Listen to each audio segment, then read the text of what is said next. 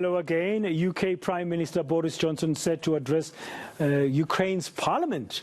He'll be the first world leader to do so since Russia invaded Ukraine. Johnson is expected to confirm €300 million of extra support for Ukraine's military. Let's discuss this now with our UK correspondent, Olly Barratt in London. Olly, good afternoon. I'm sure it's a welcome visit to Kiev, or the address rather, by Boris Johnson to the Ukrainian parliament, and the news about further assistance for Ukrainian military. Yes, that's right. Boris Johnson has given that speech now, Dan, and he really used it to repeatedly praise the Ukrainian lawmakers that he was speaking to for their resolve in the face of Russian aggression, and also for the fact that they continue to meet in the Ukrainian parliament, even when they remain under threat of Russian missile strikes, for example. But he also praised repeatedly the Ukrainian people and their bravery and their resistance since the Russian invasion started. And he insisted that Ukraine would win, he said. He insisted that the Russian invasion would be defeated in the end. You also mentioned that idea of extra support being announced to Ukraine, and Boris Johnson did confirm that in his speech. £300 million of extra support. He says that will purchase radars which can pinpoint artillery. He says heavy lift drones, as he described them, thousands, he says, of night vision devices, and that comes on top of military support that the UK has already been providing to the Ukrainians, actually going back to well before Russia invaded back in February. And this very much was an address that was welcomed by Ukrainian lawmakers. Boris Johnson got repeated standing ovations and cheering at the end of his speech when he said Ukraine will win.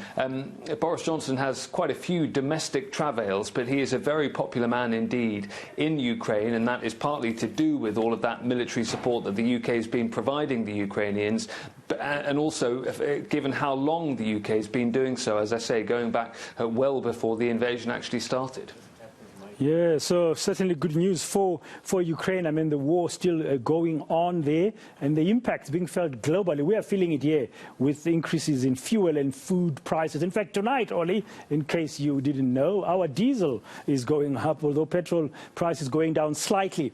Now, back to issues around fuel. BP, the British oil company, also it pulled out, it exited Russia after the invasion of Ukraine. That's had an impact on its performance and its results.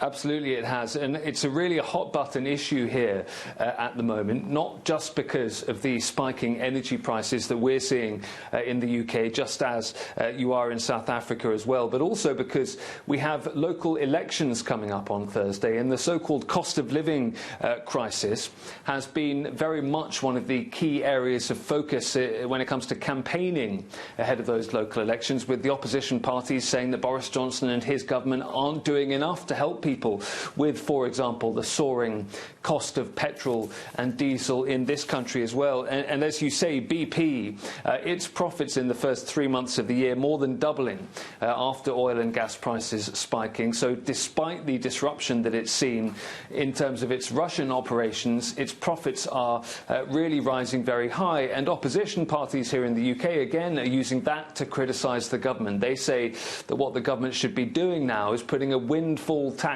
in place on companies like BP that are benefiting from these higher energy prices, so that can be fed back through towards consumers to try and ease some of those cost of living issues. The government at the moment is saying it doesn't want to introduce a windfall tax because it says it wants those energy companies that are making money to invest that profit back into the system to try and make the energy more efficient, to try and boost energy supplies at a time when clearly there are difficulties with supplies coming from Russia and that part of the world. So all of this tied in together really at the moment, as I say, heading into key local elections here in the UK on Thursday.